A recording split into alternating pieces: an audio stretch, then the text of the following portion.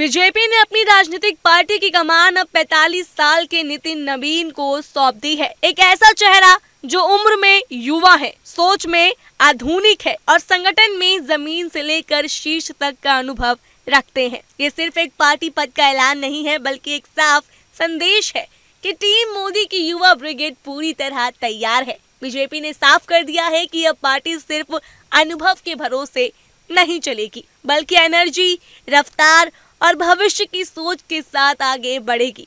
45 साल की उम्र में निर्विरोध राष्ट्रीय अध्यक्ष बने नितिन नवीन उसी सोच का चेहरा है।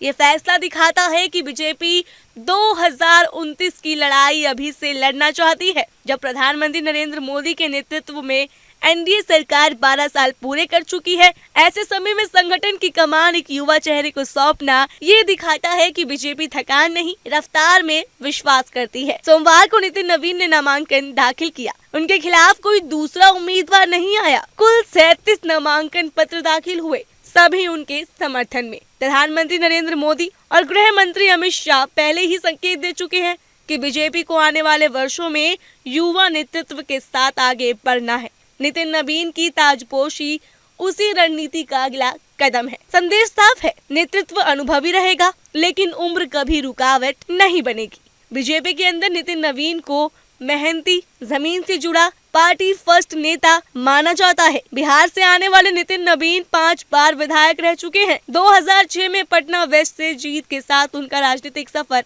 शुरू हुआ और फिर बैंकीपुर सीट से लगातार 4 जीत दर्ज की। वो बिहार सरकार में कानून, रोडवेज, शहरी विकास जैसे अहम विभागों की जिम्मेदारी भी संभाल चुके हैं। नितिन नवीन की असली ताकत उनका संगठनात्मक अनुभव है। उन्होंने भारतीय जनता युवा मोर्चा से लेकर बीजेपी बिहार प्रदेश अध्यक्ष तक की जिम्मेदारी निभाई। छत्तीसगढ़ में बीजेपी की वापसी में उनकी भूमिका को पार्टी आज भी याद करती है।